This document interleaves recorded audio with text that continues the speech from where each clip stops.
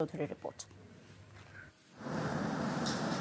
অন্তর্বর্তীকালীন সরকারের প্রধান উপদেষ্টা অধ্যাপক মোহাম্মদ ইউনূসের সভাপতিত্বে উপদেষ্টা পরিষদের বৈঠক অনুষ্ঠিত হয়। প্রধান উপদেষ্টার তেজগাঁও কার্যালয়ে অনুষ্ঠিত বৈঠকে পদোন্নতি বঞ্চিত ৭৬৪ জন সরকারি কর্মকর্তাকে ভূতাপেক্ষ সুবিধা প্রদান, দক্ষিণ কোরিয়ার সাথে অর্থনৈতিক অংশীদারিত্ব চুক্তি, গণভবনে জাদুঘর প্রতিষ্ঠা বিষয়ে আলোচনা হয়।